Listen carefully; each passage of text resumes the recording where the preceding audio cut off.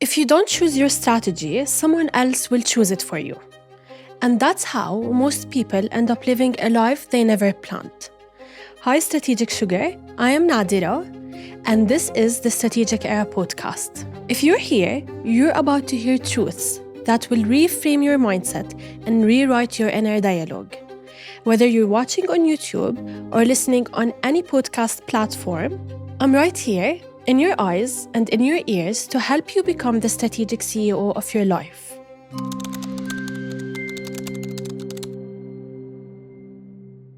Here's what we're doing in the next 3 episodes.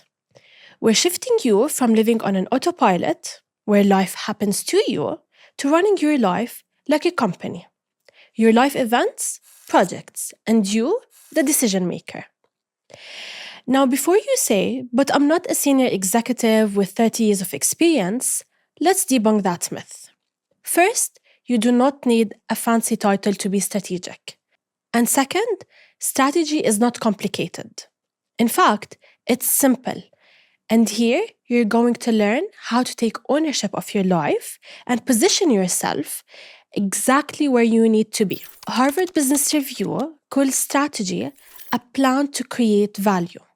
The Cambridge Dictionary calls it a detailed plan for achieving success in situations such as war, politics, business, or sport. And before we jump into the how of becoming strategic, we're going to uncover the step you need to take first, the one most people skip. If you think doing your job well is enough to get you ahead, I have bad news for you.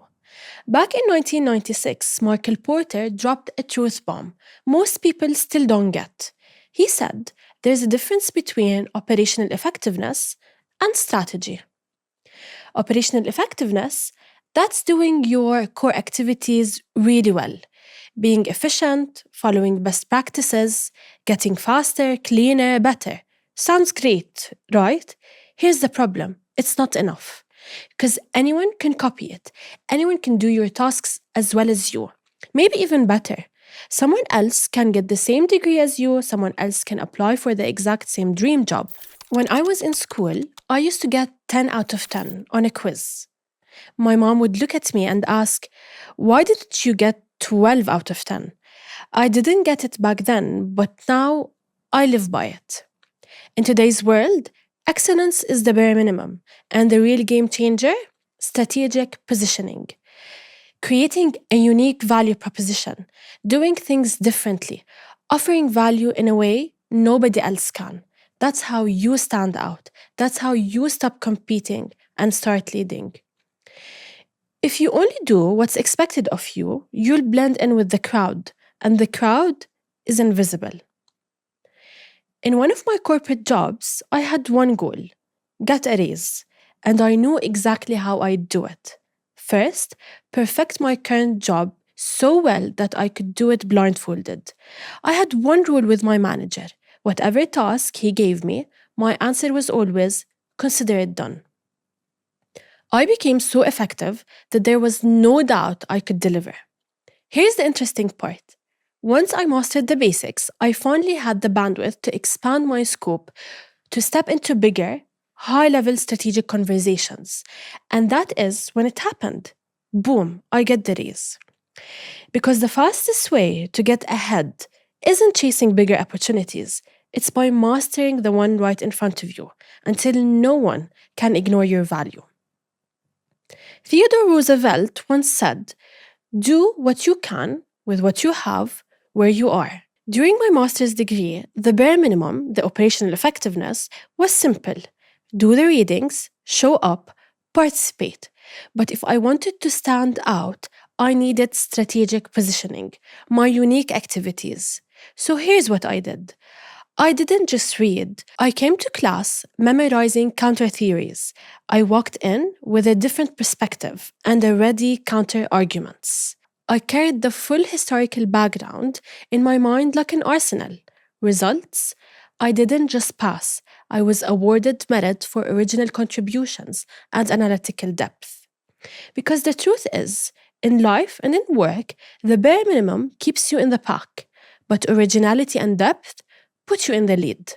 Charles Darwin once said, It's not the strongest of the species that survives, nor the most intelligent, but the one most responsive to change. Michael Porter once said, "The essence of strategy is choosing what not to do." And that is exactly what we're talking about next, the choices that will make you unstoppable. The second point, after you've mastered your bare minimum, is this.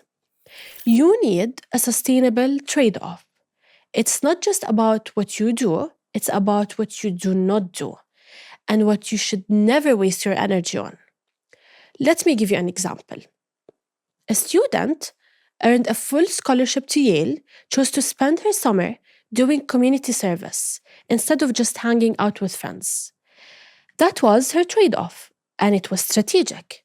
In your life, you need something I call stress booklet. It's your personal guide to decide, this is worth my stress, that is not. At work, you might decide, I will stress about this when this happens, but I will not stress when Karen or Joan does that to me. At home, you might prioritize planning weekends to meet your family's needs, but you won't give away all your time to family and friends if you have a course to finish that will level you up. Now, this takes us to the third and last point Porter discussed, something called fit drives. This is what gives you competitive advantage and sustainability. Let's break it down. First, simple consistency is non-negotiable. The core tasks of your day, whether at work or in life, must be executed perfectly. In my corporate role, I had to read a set amount of critical information every single day to help something grow. In your life, pick one goal and commit to it daily. Second, reinforcing activities. These are activities that make your other activities stronger. You follow step one, then ask yourself, what can I add that strengthens my position? Third, optimization of efforts. Some activities can completely eliminate the need for others. Take AI, for example.